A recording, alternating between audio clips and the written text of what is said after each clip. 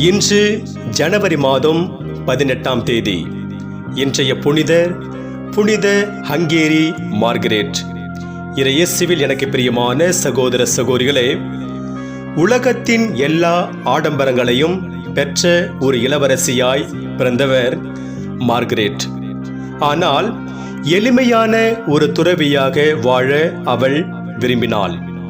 இராணுவ ஆட்சியின் போது ஹங்கேரியின் அரசராயிருந்த அரசர் 4ஆம் பேலா தான் அவளது தந்தை. அவள் பிறந்த உடனேயே அவளது பெற்றோர்கள் எதிரிகளிடமிருந்து காப்பாற்றப்பட்டால் அவளை கடவுளுக்கு அர்ப்பணிப்பதாக வேண்டியிருந்தனர்.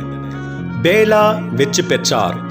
தனது 3ஆம் வயதில் மார்கரெட் டோமினிக் சபை கன்னியர்களுடன் வாழ அனுப்பப்பட்டாள். சிறிது காலத்திற்கு பிறகு அவளது தந்தை அவளுக்கென்று ஒரு துறவற மடத்தை தான்யூப் ஆற்றின் தீவில் கட்டி கொடுத்தான். அழகான இளம் பெண்ணாக அவள் வளர்ந்தபோது யோயோமியாவின் அரசனான ஓட்டோகார் அவளை மணக்க விரும்பினார். ஆனால் அவள் துறவற வாழ்வையும் துறவற மடத்தையும் விட்டு வருவதற்கு பதிலாக தனது மூக்கையும் உதடுகளையும் வெட்டிக்கொள்வேன் என்று பயமுறுத்தினாள். தனது 13ஆம் வயதில் மார்கரெட் வார்த்தைப்பாடு எடுத்தார். இளவரசி என்பதனால் அவர் அங்கு சிறப்பாக கவனிக்கப்பட்டாள். ஆனால் அச்சிறப்புகளையெல்லாம் அவள் மறுத்துவிட்டாள். மிகவும் எளிமையான தாட்சியான வாழ்வு வாழ்ந்தாள்.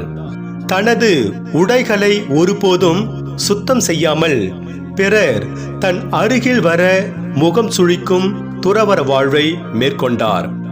தபசு காலத்தில் பிற கன்னியர்கள் அவளது உடல் நலம் குறித்து கவலைப்படும் அளவிற்கு நோன்பிருந்தார். தன்னுடைய புதுமையினால் வேலைக்கார பெண்ணின் உயிரை காப்பாற்றியிருக்கிறார். அவள் நல்லவள், மிகவும் புனிதமானவள்.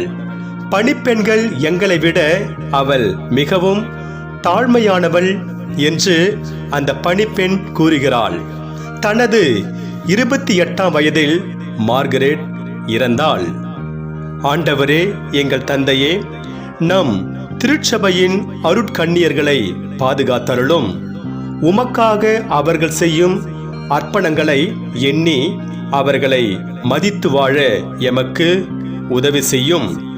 அவர்கள் தங்களையே உமக்கென ஒப்பு கொடுத்தவர்கள், எங்களை வழி நடத்தவும் உதவவும் இருப்பவர்கள் என்பதை எங்களுக்கு உணர்த்தியருளும். உமது பணியை தொடரும் தைரியமும் உமது பிள்ளைகளாயிருக்கும் அருளும் அவர்களுக்கு கொடுத்து காத்தருளும்.